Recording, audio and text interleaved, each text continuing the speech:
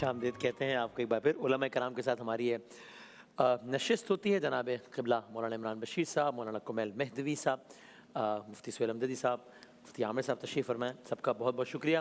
Telephone number आपकी screens पर आ रहा है कि जिस पर आप या भी आ जाएगा, जिस पर आप अपने सवालात हमें भेजते हैं और हम उनके जवाबात लेते हैं उलमा कराम से।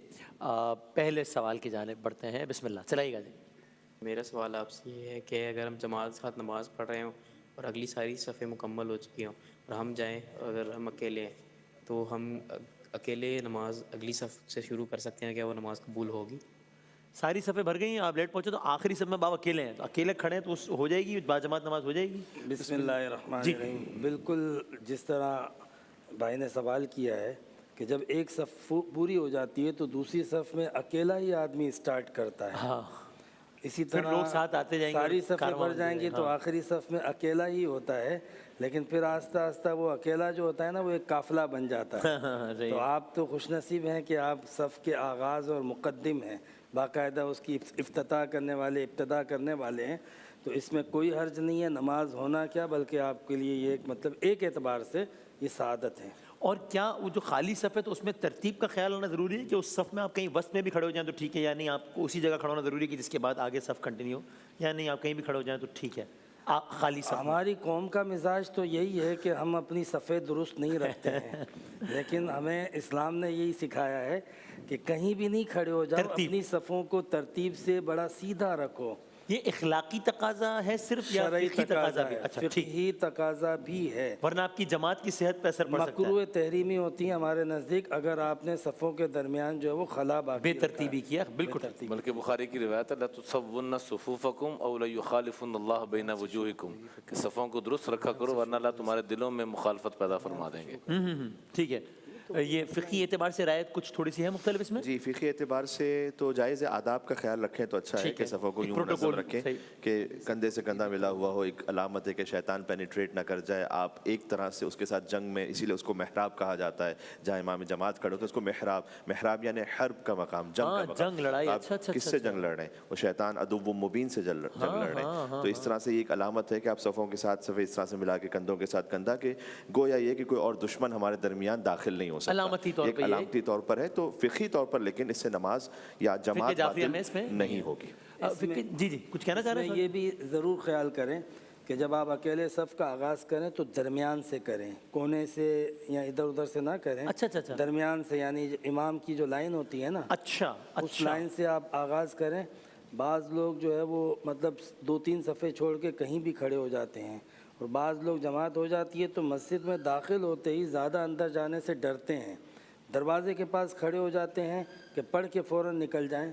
तो जो लोग आ रहे होते हैं या जा रहे होते हैं उनके लिए बड़ी दिक्कत होती है। तो इस तरह नमाजियों को इस बात का भी ज़रूर ख्याल रखना चाहिए। ठीक है।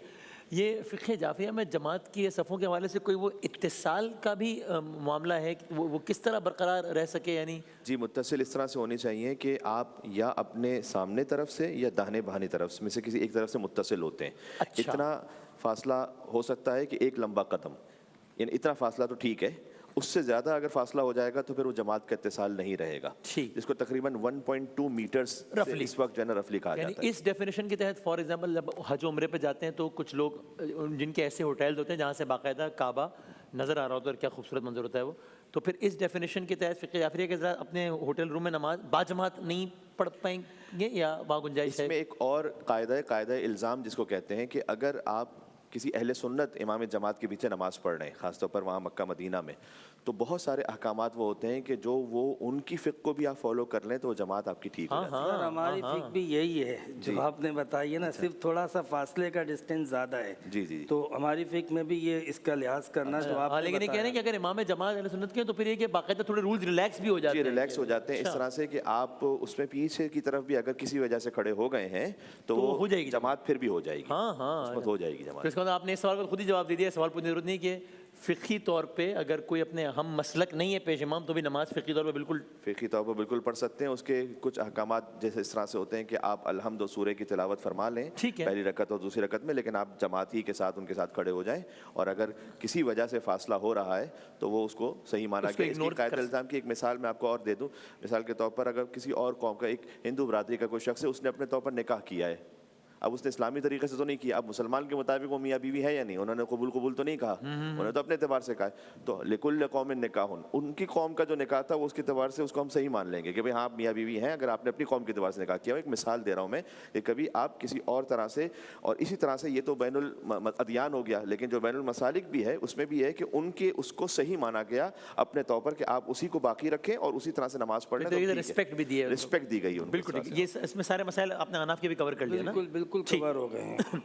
2 جملے اس پہ فرما دیجیے. ہم نماز پڑھنے کی تو تاکید بار بار اس پہ بات ہوتی رہتی ہے, فرادہ نماز پڑھنا بمقابلہ با جماعت نماز پڑھنا, اس میں کتنا فرق ہے دونوں کی فضیلتوں میں؟ اس پہ آپ 2 جملے کہہ دیجیے. آقا کریم علیہ الصلوۃ والسلام جو رحمت للعالمین ہیں وہ فرما رہے ہیں کہ اگر مجھے خواتین اور بچوں کا ڈر نہ ہو تو لوگ جو جان بوجھ کر نماز چھوڑ دیتے ہیں میں ان گھروں کو جلانے کا حکم دے دوں.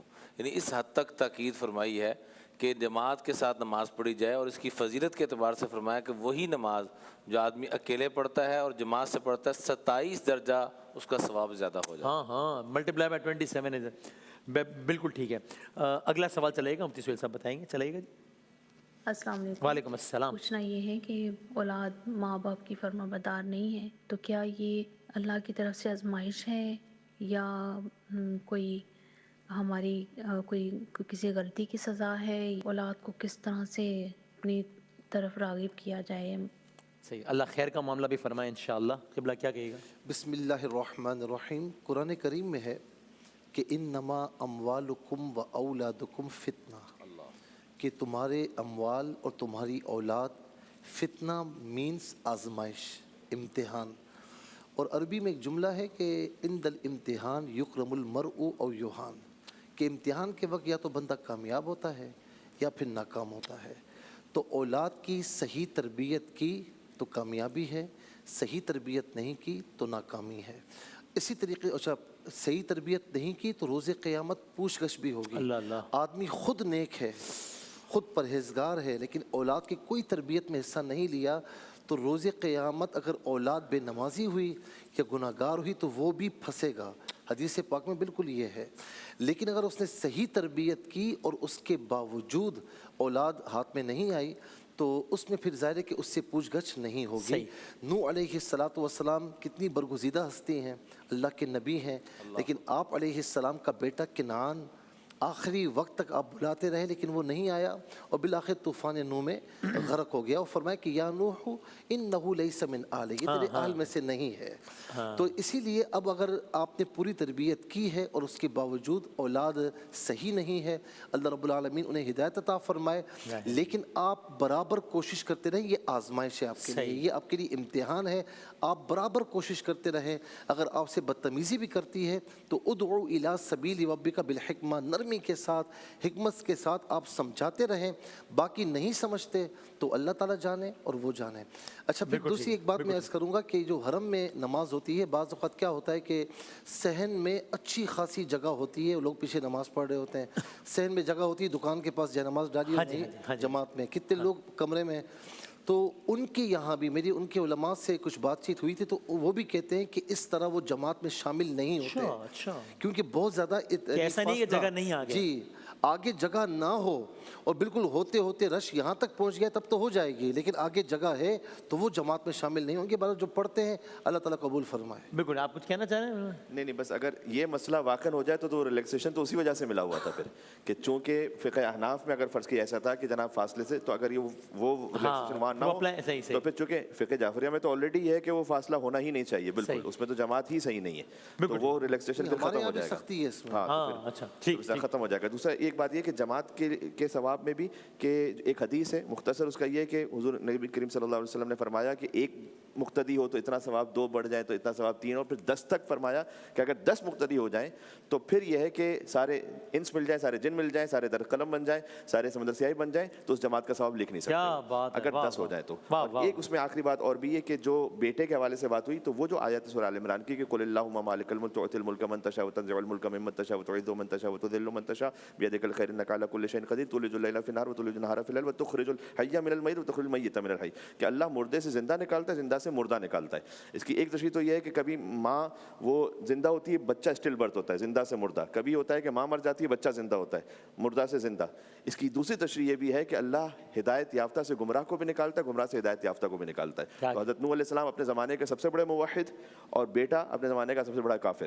تو یعنی ہدایت یافتہ سے گمراہ, اور کبھی ہوتا ہے کوئی بہت بڑا کافر ہو لیکن اس کا بچہ جو ہے بہت ہی زیادہ ہدایت یافتہ ہو. تو یہ اللہ سبحانہ و تعالیٰ کا نظام, یہ امتحان بھی ہوتا ہے. اس میں آپ کو سب ایک امتحان کی کیفیت یہ بھی ہے, اس میں ایک جنیرک فارمولا نہیں ہے کوئی. ٹھیک, بالکل ٹھیک. چلیں گے, اگلا سوال چلے گا. مولانا عمران صاحب بتائیں. جی جی. نماز پڑھ رہی تھی اور نماز پڑھتے ہوئے میری پڑوسن آئی اور آ کر مجھے کہنے لگی تمہاری نماز قبول نہیں ہوئی. بیٹھ کر نماز پڑھ رہی تھی, انہوں نے مجھے یہ کہا, آپ مجھے بتائیے کیا بیٹھ کر نماز پڑھنا گناہ ہے, جائز ہے؟ اچھا, میں فقہی حوالے سے مفتی عامر صاحب بتا دیجیے گا, ویسے اس رویے کے حوالے سے آپ بتائیے کہ نماز پڑھی تھی, پڑوسا نے کہا تمہاری نماز قبول نہیں ہے. تو یہ جو سرٹیفکیٹ جو ہم جیب میں لے کے گھوم رہے ہوتے ہیں کہ تمہارا روزہ قبول, اچھا بڑا میں نے اور بھی محفل میں بتایا, ارے وہ ارے ایسے اس کی تو کیا ہی قبول ہوگی. تو یہ اچھا نہیں ہے کہ میں اپنی ٹینشن ذرا پال لوں کہ میری قبول ہو رہی ہے یا نہیں ہو رہی, اس کو وہ دے دے گا اللہ کو. اللہ نہ کرے اس کی قبول نہیں بھی ہے تو اللہ وہ اس کو جواب دینا پڑے گا. اس رویے کے بارے میں فرمائے گا آپ, فقہی حوالے سے پھر بتا دیجیے گا. آپ حرمین شریفین میں بھی جب بھی آپ نماز پڑھنے کا موقع ملے گا تو وہاں اکثر آپ کو خطبے میں جملہ سننے کو ملے گا, اولاً اوصی نفسی بتقوی اللہ ثم ایاکم. میں اپنی ذات کو اللہ کے تقوی کی وصیت کرتا ہوں, اس کے بعد آپ لوگوں کو کرتا ہوں. تو اس لیے اپنی ذات کو دیکھا جائے, یہ دوسروں کے فتوے دینا, مالک یوم الدین, روز جزا اور سزا کا مالک اللہ تعالیٰ ہیں.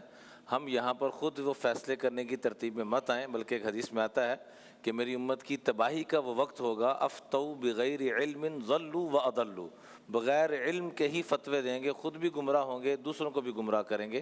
تو اس رویے سے بچنا چاہیے, ایسی ترتیب پہ نہیں جانا چاہیے. صحیح ہے. بچوں کی تربیت کے حوالے سے ایک گزارش ضرور عرض کرنا چاہوں گا. جیسے قبلہ مفتی سہیل صاحب نے فرمایا کہ سیدنا نوح علیہ السلام آخری وقت تک لگے رہے, کبھی مایوس نہیں ہونا چاہیے. اور دوسرا, والدین کو کبھی بچوں کے ساتھ ضد کی کیفیت میں نہیں آنا چاہیے کہ میں نے یہ منوا کے چھوڑنا ہے. بچوں کو خاص طور پہ بچپن سے لے کر اتنا رلانا, جیسے اسکول بھیج رہے ہیں فلاں کام, تو یہ ضد کی کیفیت, بچوں کے نیوران جل جاتے ہیں اور یہی بچے بڑے ہو کر والدین کے مقابلے میں آنے کی کیفیت میں آ جاتے ہیں. اس لیے بچوں کو جو دیں گے, امام الانبیاء صلی اللہ علیہ وسلم نماز, فرض نماز پڑھا رہے ہیں اور حسنین کریمان کندھوں پہ آ کے بیٹھ رہے ہیں, اس پہ بھی کوئی رکاوٹ نہیں کر رہے کہ یہ کیوں آئے ہیں, کیسے آئے ہیں, خطبہ دے رہے ہیں, نماز پڑھا رہے ہیں. تو جب اس حد تک پیار دیا جا رہا ہے اولاد کو, تو یہ ہمیں حکم دیا گیا کہ تم بھی اپنی اولادوں کو پیار دو, اگر ان روش پہ لے کے آنا ہے اپنے بچوں کو. قبلہ, یہ ویسے فقہی اعتبار سے کیا ہوگا, وہ پوچھی نہیں کہ بیٹھ کے نماز پڑھی تھی, ان کو یہ لگا کہ پڑوسن نے اس لیے کہا کہ تم چونکہ بیٹھ کے نماز پڑھی تمہاری نماز قبول نہیں ہوگی. وسیم بھائی دیکھیں, نماز کی قبولیت کا تو دنیا کا مفتی اعظم بھی فتویٰ نہیں دے سکتا. سبحان اللہ, سبحان اللہ, کیا بات ہے. ہاں, ادائیگی کا فتویٰ دے سکتے کہ ہیں فقہی احکامات کے مطابق ادا ہوئی کہ نماز ادا ہوئی کہ نہیں, قبول ہونے کا کوئی نہیں کہہ سکتا. واہ واہ واہ واہ. کیونکہ قبول کرنا نہ کرنا, کس کی نماز قبول ہو رہی ہے یہ اللہ ہی جانتا ہے. اللہ اللہ اللہ. اور اللہ تعالیٰ کسی کی بھی نماز قبول کر لے, وہ تو اخلاص دیکھتا ہے, نیت دیکھتا ہے. تو اس لیے کبھی قبولیت پہ تو فتویٰ دینا ہی نہیں چاہیے. کیا بات ہے, کیا بات. دوسری بات یہ ہے کہ بیٹھ کے نفلی نماز تو ہو ہی جاتی ہیں. رہا فرض نماز, اگر بلا عذر پڑھی, کیونکہ فرض نمازوں میں قیام بھی فرض ہوتا ہے. صحیح ہے. تو اگر فرض نماز بالفرض بلا عذر پڑھی تو ادا نہیں ہوگی. بلا عذر, اگر عذر کی بنیاد پہ پڑھی تو پھر فرض نماز بھی ہو جائے گی. یہ ریلیکسیشن ہے. بالکل. تھوڑی سی میں یہاں پہ ایک بات ضرور عرض کرنا چاہوں گا کہ جماعت کے حوالے سے, صفوں کے حوالے سے, مدینہ شریف کی صفوں کے حوالے سے بات ہوئی. یہ جو جماعت کا ذکر آتا ہے اور یہ جو صفوں کے اتصال کا جو علامہ صاحب نے بھی ذکر کیا, یہ کیوں ضروری ہے؟ یہ اس لیے ضروری ہے کہ ہمیں پریکٹس کروائی جا رہی ہے کہ صرف آپ نے مسجد میں اپنی صفیں سیدھی نہیں کرنی ہے. امت مسلمہ کی صفیں بنیان مرصوص کی بنیاد پہ ہونی چاہیے, سیسا پلائی ہوئی دیوار کی طرح ہونی چاہیے. ہمارا جو ہے وہ صفوں کے درمیان شیطان نہ آئے, خلل نہ آئے, خلا نہ آئے. مسلمانوں کو, امت مسلمہ کو ایک اتحاد کی باقاعدہ مساجد میں پریکٹس کروائی جاتی ہے. اب نہ نماز پڑھتے ہیں, نہ جماعت کا لحاظ کرتے ہیں, نہ صفیں درست کرتے ہیں. اس کا نتیجہ آپ دیکھ لیں کہ امت مسلمہ کس طرح انتشار اور افتراق کا شکار ہو چکی ہے. آج ہماری حالت سب کے سامنے ہے, کون کس کے خلاف لڑ رہا ہے, کون کس کا ساتھ دے رہا ہے, امت مسلمہ کہاں کھڑی ہے. یہی ہماری جو تربیت تھی, ہم نے اس کو چھوڑ دیا. کیا بات ہے, کیا. جزاک اللہ, بہت نوازش سب کا, بہت بہت شکریہ تمام علماء کرام کا. انشاءاللہ سحر کے پھر دسترخوان پہ ایک مختصر نشست اور ہوگی. ایک بریک کے بعد اپنے کوئز کے سیگمنٹ کے ساتھ ہم حاضر ہوتے ہیں انشاءاللہ.